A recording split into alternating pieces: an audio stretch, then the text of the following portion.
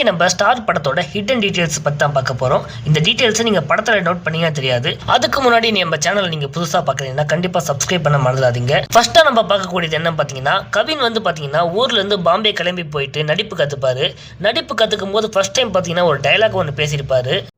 நான் ஏன் உன்னை விட்டு போனேன்னு எனக்கு தெரியல. நீ சொன்னதை நான் கேட்டிருக்கணும்.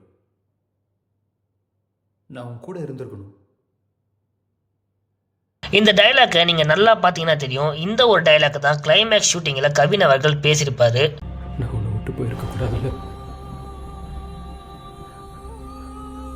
கூடவே இருந்திருந்தது நடந்திருக்காதுல்ல. இந்த விஷயத்தை நீங்க நோட் பண்ணீங்கன்னா சொல்லிட்டு மறக்காம எங்களோட கமெண்ட் சொல்லுங்க. அடுத்ததான் நம்ம பார்க்க போறது எப்படி இந்த செகண்ட் ஹீரோயின் இந்த படத்துக்குள்ள வந்தாங்க சொல்லிட்டு தான். ஹீரோயின் கண்ணமோட சொல்லிட்டு அந்த பார்சலை வச்சுட்டு போகும்போது பாத்தீங்கன்னா ஹீரோ போட்டு இந்த ட்ரெஸ்ஸும் ஐ லவ் யூ மெலோடின்னு தான் எழுதியிருக்கும். கவின் பாத்தீங்கன்னா லேடி கெட்டப்ல ட்ரெஸ்ஸை தூக்கி போட்டிருப்பாரு. அந்த ட்ரெஸ்ஸை பிடிச்சவங்க பாத்தீங்கன்னா செகண்ட் ஹீரோயின் தான். அந்த ட்ரெஸ்ஸை பிடிச்சது மட்டும் இல்லாம மெலோடி ஐ லவ் யூ சொல்லிட்டு சொல்லிருப்பாங்க. அவங்க தான் பாத்தீங்கன்னா செகண்ட் ஹீரோயின். குரலை மென்ஷன் பண்றதுக்காக தான் இங்க மெலடி ஐ லவ் யூ சொல்லிட்டு லெட்டர்ல கொடுத்துருக்காங்க.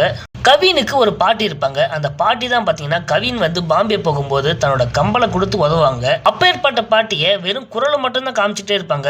படத்துல அவங்கள காட்டவே மாட்டாங்க.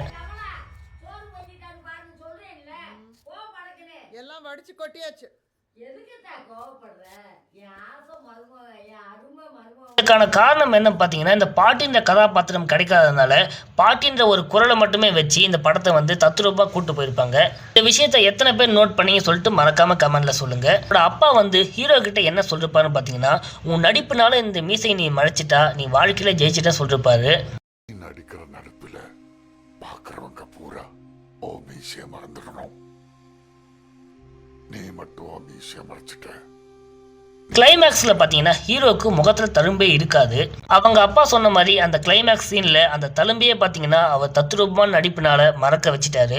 இந்த படத்துல பாத்தீங்கன்னா கவினுக்கு இயல்பாவே நடிப்பு வரும். ஆனா நடின்னு சொன்னா மட்டும்தான் அவர் நடிக்கவே மாட்டாரு. அந்த நடிப்பை கத்துக்கிட்ட ஹீரோக்கு நடிக்க வாய்ப்பு கிடைக்கலன்னு தான் இந்த படத்தோட கதையே. இந்த ஸ்டார் படத்தோட ஹிடன் டீடைல்ஸ் உங்களுக்கு பிடிச்சிருந்தா லைக் பண்ணுங்க, ஷேர் பண்ணுங்க, சப்ஸ்கிரைப் பண்ண மறந்துடாதீங்க. நான் உங்கள் சேன்.